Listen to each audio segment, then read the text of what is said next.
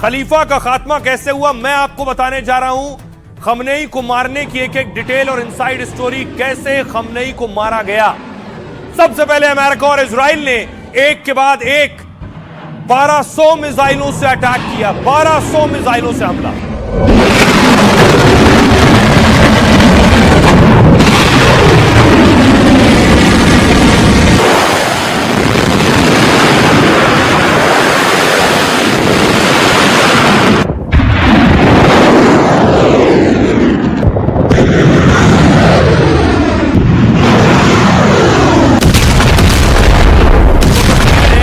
जो अमेरिका और इजराइल ने जारी की हैं खमनेई के खात्मे के लिए जो हमला किया गया।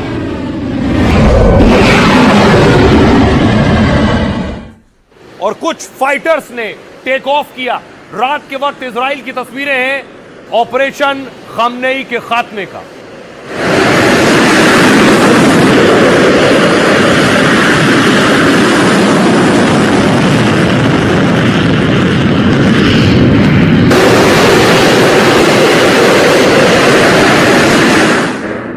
और देखिए उसके बाद कैसे खमनेई का ठिकाना ध्वस्त कर दिया गया। एक बार एक साथ 30 मिसाइलें दागी गई हैं। यहां देखिए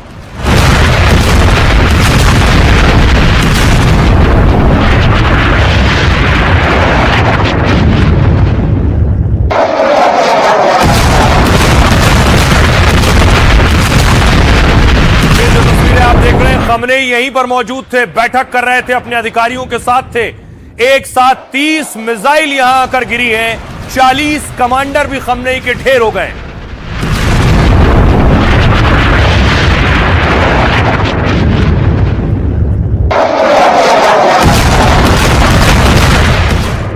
और इस अटैक के बाद की तस्वीरें देखिए, बिफोर और आफ्टर, पहले और बाद की दो तस्वीरें मैं आपको दिखा रहा हूं। हमले से पहले की तस्वीर देखिए जरा, आपको सब कुछ पूरा स्ट्रक्चर ढांचा नजर आ रहा है, और हमले के बाद आपको मलबा नजर आ रहा है और धूल नजर आ रही है। यह हमले के बाद की तस्वीरें। अब आपको बताऊं, इस एआई वीडियो के जरिए, आर्टिफिशियल इंटेलिजेंस जनरेटेड वीडियो के जरिए आपको बताता हूं कि कैसे खमनेई को टारगेट किया गया।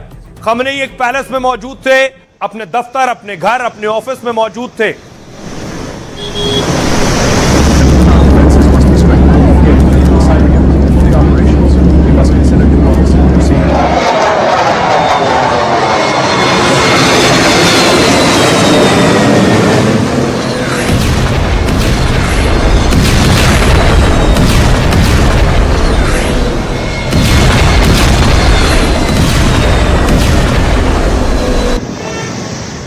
अब देखिए जरा, अब मैं आपको सिलसिलेवार ढंग से बताऊंगा खमनेई को मारने का जो ऑपरेशन चलाया गया, कैसे उस ऑपरेशन को अंजाम दिया गया। ईरान इजराइल में जंग के बीच शनिवार सुबह का वक्त था। जब हमला हुआ तब खमनेई अपने बड़े सरकारी कॉम्प्लेक्स में मौजूद थे। तेहरान के बीचों बीच यह ईरान का पावर हाउस कहलाता है, क्योंकि यहीं पर सुप्रीम लीडर खमनेई का घर और दफ्तर था। यहीं राष्ट्रपति का दफ्तर और सुरक्षा परिषद का हेडक्वार्टर है। सत्ता और ताकत के इसी केंद्र में खमनेई अहम बैठक कर रहे थे, जिसमें खमनेई के सबसे करीबी और 40 बड़े अफसर मौजूद थे। अयातुल्लाह खमनेई वहां ईरान की युद्ध रणनीति पर बात कर रहे थे। बस जैसे ही इस बात की खबर इजराइल और अमेरिका को लगी, जानकारी को कंफर्म कर तुरंत प्लान को एक्टिव किया गया, जिसकी जानकारी इजराइल अमेरिका के चुनिंदा अफसरों को दी गई।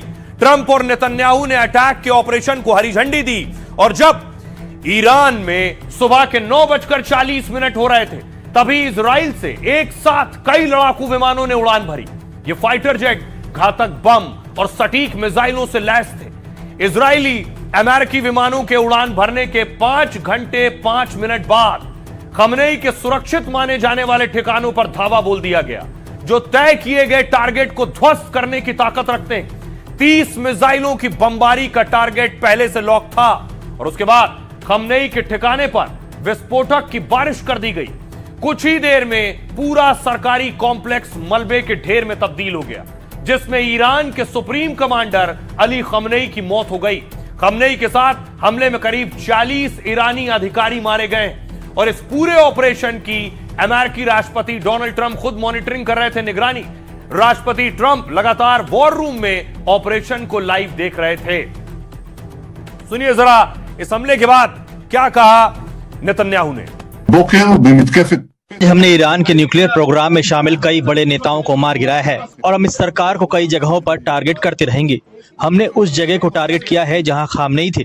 ये तानाशाह अब नहीं रहा। सुबह हमने आयतुल्ला सरकार के बड़े अधिकारियों, रिवोल्यूशनरी गार्ड्स कमांडरों और न्यूक्लियर प्रोग्राम के बड़े लोगों को खत्म कर दिया और हम ऐसा करते रहेंगे। अगले कुछ दिनों में हम आतंकी सरकार के हजारों और ठिकानों को निशाना बनाएंगे। अब देखिए जरा, खमनेई को इस पूरे ऑपरेशन में मार दिया गया, लेकिन वो कौन सी मिसाइल थी, किस मिसाइल से खमनेई पर अटैक किया गया? ये देखिए जरा, फाइटर्स में मिसाइल लगाई जा रही हैं। यही वो फाइटर हैं जिनसे हमला किया गया है।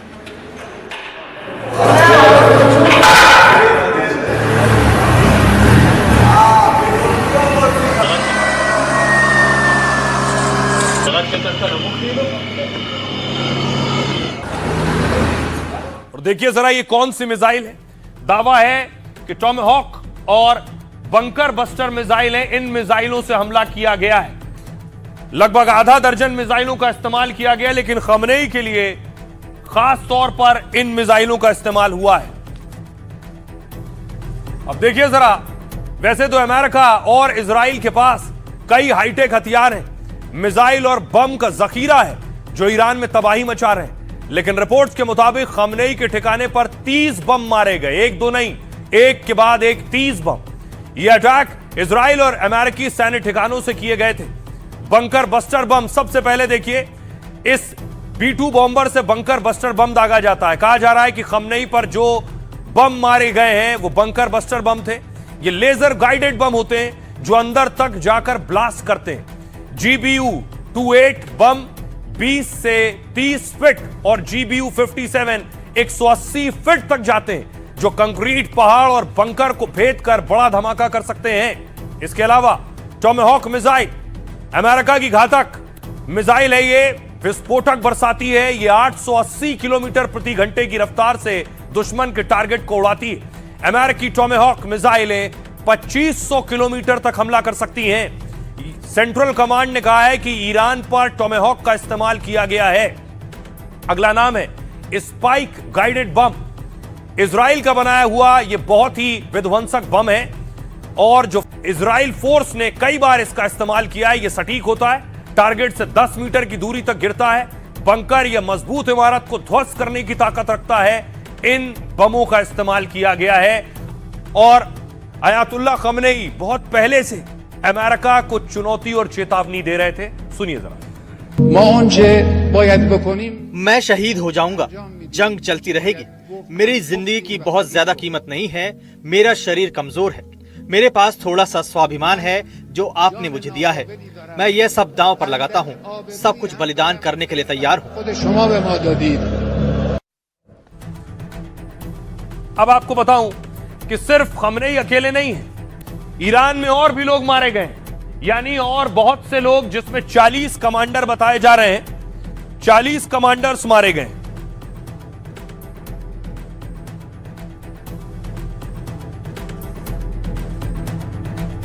आइए आपको बताऊं कि आखिर ये 40 कमांडर्स के अलावा खमनेई के परिवार के लोग मारे गए, उनकी बेटी, उनकी बहू और उनके दामाद। सबसे पहले देखिए, खमनेई की बेटी, इजरायली हमले में परिवार के कई लोगों की मौत का दावा किया जा रहा है। खमनेई के साथ मिसाइल अटैक में एक बेटी की मौत हुई है।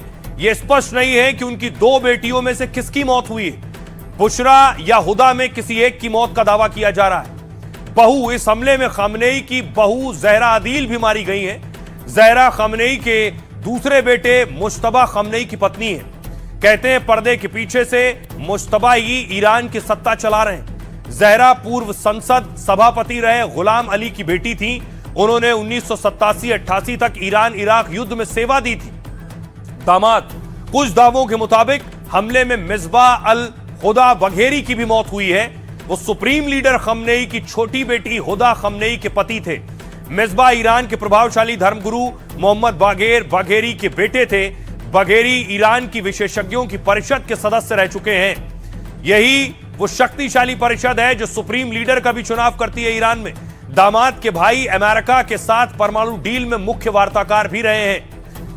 पोता पोती खमनेई परिवार में काफी संख्या में बच्चे हैं जिनकी जानकारी सार्वजनिक नहीं है। अभी तक हमले में मरने वाले परिवार के सदस्यों के नाम की पुष्टि नहीं हुई है। अभी तक पुष्टि नहीं हुई है कि किस बच्चे की मौत हुई है, सिर्फ बच्चों की मौत का दावा किया जा रहा है। सुनिए जरा इन मौतों पर भारतीय धर्मगुरु क्या कह रहे हैं। अमेरिका ने उनको शहीद किया है, उनका मर्डर किया है। आलमी अदालत में जो हमारी वर्ल्ड कोर्ट है उसमें इनके खिलाफ केस चलना चाहिए और इनको दोषी ठहराया जाना चाहिए। खुद नेतन्याहू ने और ट्रम्प ने इनको शहीद नहीं किया बल्कि खुद अपने डेथ वारंट पर दस्तखत कर दी उन्होंने। और इंशाल्लाह इनकी मौत भी इंतहाई बदतरीन मौत होगी, ट्रम्प की भी, और बदतरीन मौत होगी नेतन्याहू की भी, और इनको अल्लाह की तरफ से सजा मिलेगी। ये अमेरिका हो और इसराइल, ये दोनों जालिम हैं, जाबिर हैं, और ये लोग चाहते हैं ईरान में तख्ता पलट हो जाए। मगर ईरान में तख्ता पलट करना अभी इतना आसान नहीं है। अब ईरान के लिए और ईरान के प्रॉक्सी संगठनों के लिए करो और मरो की स्थिति होगी, और अब ये जंग और ज्यादा भयानक होगी। अब सोचिए जरा, जिस वक्त बम गिर रहे थे खमनेई के ऊपर, उस वक्त ट्रंप क्या कर रहे थे। ट्रंप वॉर रूम में बैठे थे, ईरान पर अटैक हो रहा था। ट्रंप अपने वॉर रूम से हर चीज पर नजर रखे हुए थे। ट्रंप को पता था कौन सी मिसाइल कहां गिरने वाली है, बाकायदा प्रेजेंटेशन ले रहे थे, समझ रहे थे कैसे उनकी सेना एक्शन लेने जा रही है। ट्रंप वॉर रूम में थे। दूसरी तरफ देखिए जरा, नेतन्याहू कहां थे। नेतन्याहू अफसरों के साथ बैठक कर रहे थे, अफसरों से मिल रहे थे और हमले के बाद अफसरों को बधाई शुक्रिया कह रहे थे।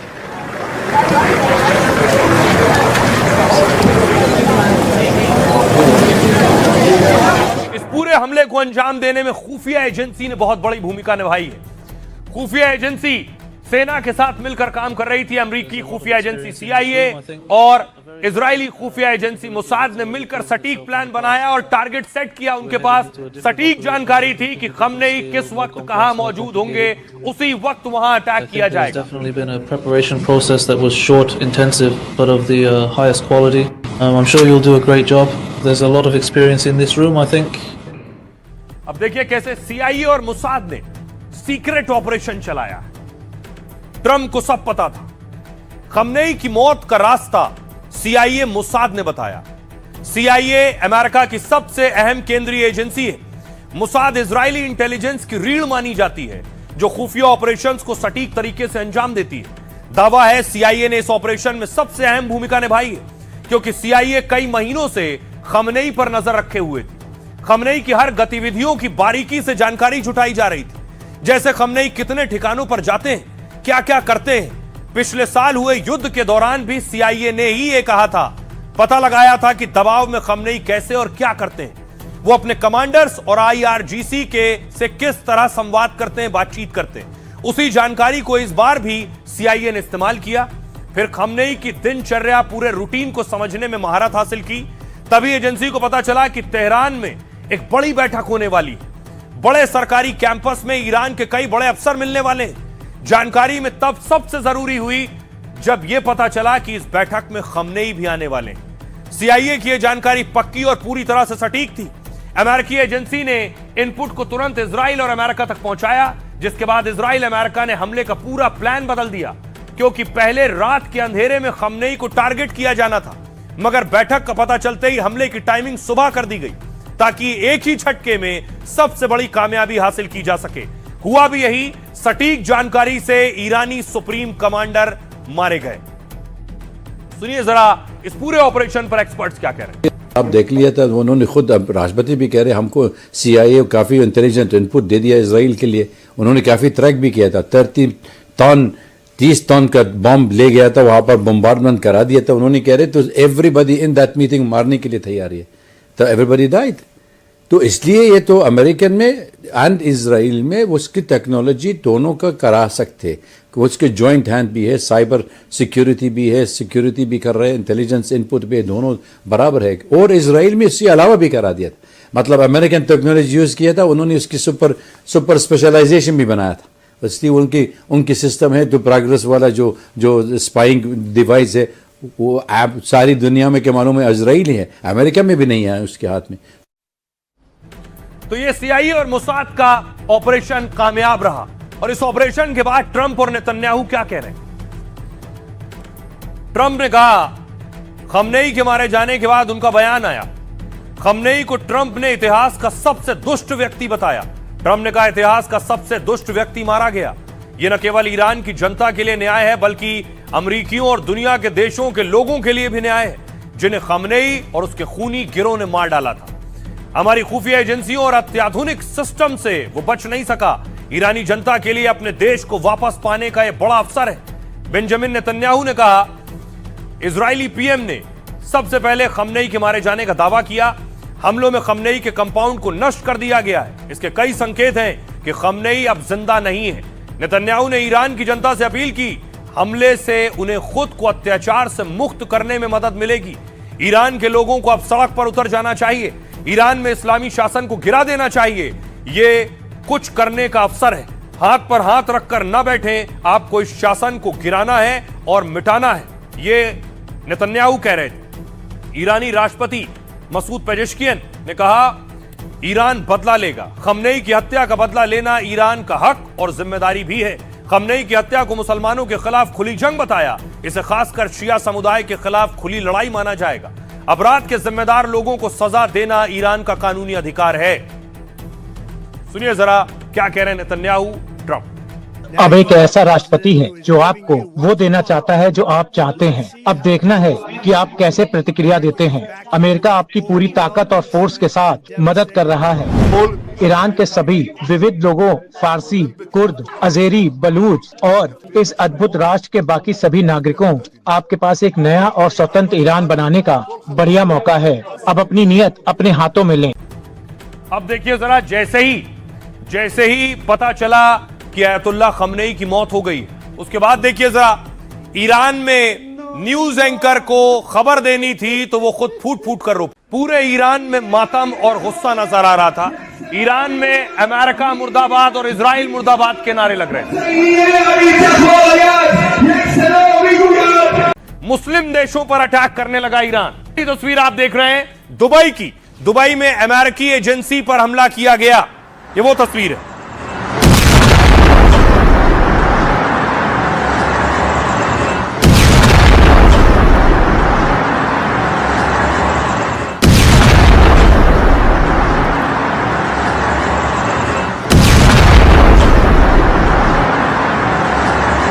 ये दुबई की तस्वीरें आप देख रहे हैं। बताया जा रहा है अमेरिकी खुफिया एजेंसी थी, उस पर अटैक किया गया। इसके बाद देखिए जरा, न सिर्फ दुबई बल्कि दूसरा मुस्लिम देश बहरीन में एक के बाद एक कई हमले किए गए ईरान की तरफ से।